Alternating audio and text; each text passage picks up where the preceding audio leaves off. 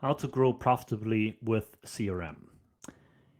This is something that comes up over and over again. And CRM is a tool to achieve business goals. It's not a goal in itself. So we developed a framework that facilitates this. Let me illustrate that. So you have, let's say here, graph which with win rate. Okay, so what is the probability that you close an incoming lead? If you close from 10 leads, you close 2 opportunities, you have a 20% win rate basically. And here you have customer lifetime value. What is a customer worth to you over the life cycle? Okay, so let's say we do what management consultants do all the time. They say, okay, where are you at the moment? Okay, in these two dimensions. If you are, let's say you have a high win rate and you have a high customer lifetime value, meaning you're winning a lot of inquiries, leads from people who are very, give you a good profit margin, let's say, what should you do? Well, you should invest in lead generation, because it's clearly working. You should do more of it. Okay, it's pretty straightforward. This is not rocket science. One thing though that is often or sometimes forgotten is like when companies who are, let's say, in manufacturing or agencies, like heavy depending on human capital,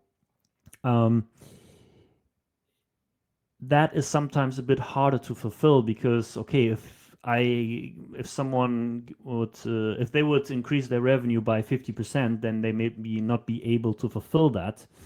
But in other businesses, they don't have these constraints like software. But it's an important reminder. All right. Then what do you do if you are here? High win rate and low customer lifetime value. Okay. Well, 2 options. You increase revenue, increase prices. It's like, yeah, that's easier said than done. Yeah, I get it. But I'm shocked how many customers or companies do not increase their prices just to account for the inflation. Okay, they don't change their pricing for 10 years. Or you have up and cross-sell. Okay, so if you have multiple products, you have to definitely analyze your white space accounts. Okay, who did you sell what to, and where's an opportunity to generate some additional revenue? And maybe even communicate that. I'm shocked oftentimes also about the fact a company has 5 products and they are not even mentioning that to the customer. Okay. So, and of course it gets, if you have 20 customers, then you know them by heart. If you have 500, then it gets a bit harder. So, okay, these 2, we got them now with high win rate. What if you have low win rate and a high customer lifetime value? Well, in that case, you need to evaluate the reason for it, because oftentimes it is maybe a lack of a sales process.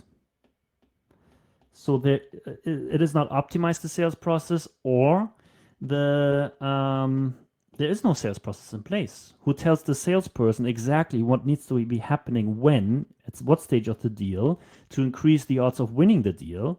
And that is regardless of their experience. To put that into the system and embed it into the sales process with guides, with guidance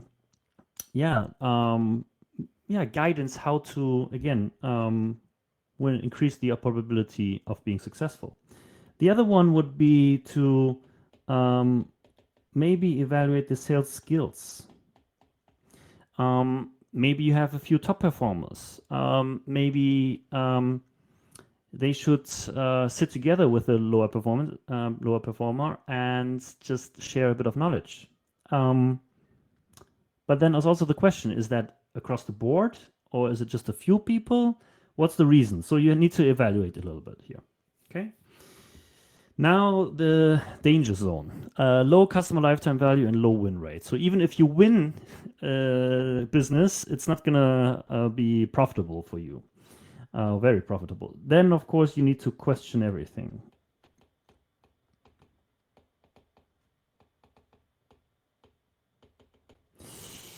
And with everything, I mean, the first one, what I would do is your ideal customer profile. Maybe you have the right product or service, but you're selling to the wrong people, to the wrong industry, to the wrong company size, to the wrong decision maker. So what's your ideal customer profile, and should this be revised? Then, of course, you should evaluate your product. If your product is really doing what it's supposed to be doing and is offering the value, the benefit to the customer, that you should get from conversations also from your salespeople and customer service people, customer support. Then, of course, you should see if you have the right people and you have the right processes. Again, it ties a bit back into this part here with the processes, okay? Because you need to question everything. So, and one thing that I've observed quite often is that people just invest in lead gen when they shouldn't. Like when you are here, or here, or here, the number one thing you shouldn't be doing is invest in lead generation. Like, don't invest more in marketing, don't invest in hiring more people if you don't know what you should optimize it for. If you have low profit margins, you hire more people, well, what's going to happen to that?